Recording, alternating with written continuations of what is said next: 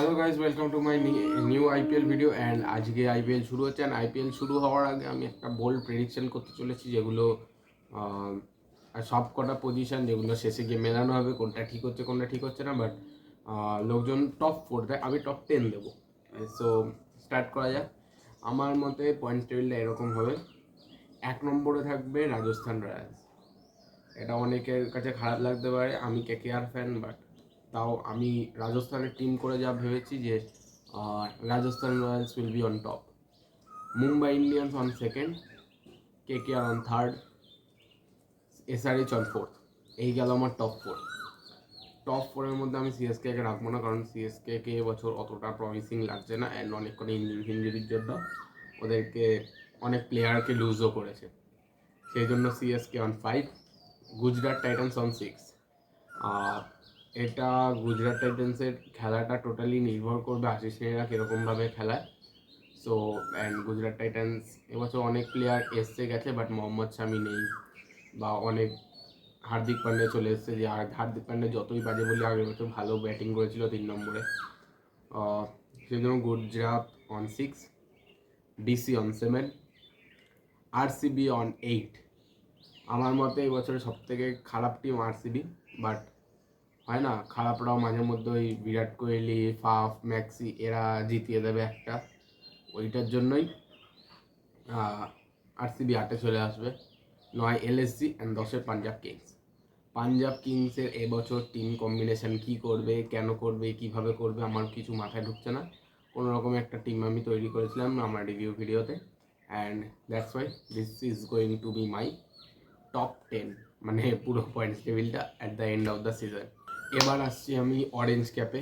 Orange cap is going to be for Shreyas Iyer, কারণ শ্রেয়াস আইয়ারের মধ্যে একটা চাপ থাকবে, ও কন্ট্রাক্ট থেকে রিলিজ হয়ে গেছে।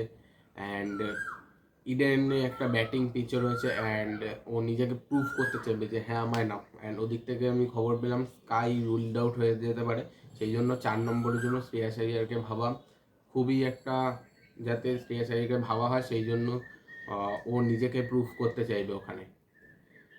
Second purple cap for Kuldeep Yadav, কারণ ডাব্লিউপিএলে আমরা দেখে নিয়েছি যে কীরকম দিল্লির স্পিন পিচ রয়েছে।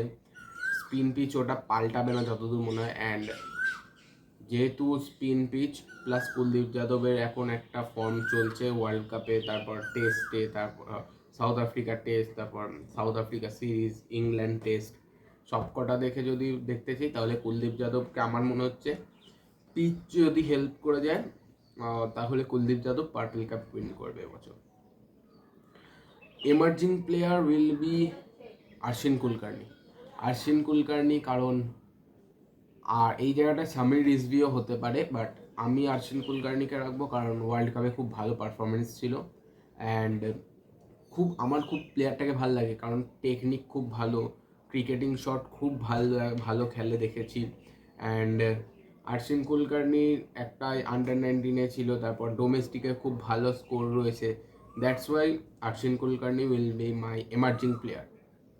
অ্যান্ড এমভিপি উইল বি, আমার মতে অনেকের নাম আসছে, এটা বলা যায় না ওরকমভাবে মোস্ট ভ্যালুয়েবল প্লেয়ার কে হতে পারে, বাট আমি বলবো মোস্ট ভ্যালুয়েবল প্লেয়ার হিসাবে যশস্বী জয়সওয়াল।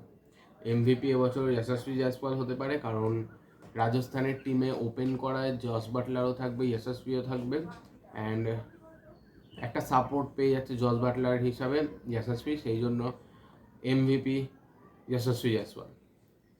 নাও টপ 4 তো বলে দিয়েছিলাম, আমার এমআই, কেকেআর, এসআরএইচ, এটাই অর্ডার থাকবে আমার জন্য। আর এদের মধ্যে রানার আপ হবে আর উইনার হবে কেকেআর।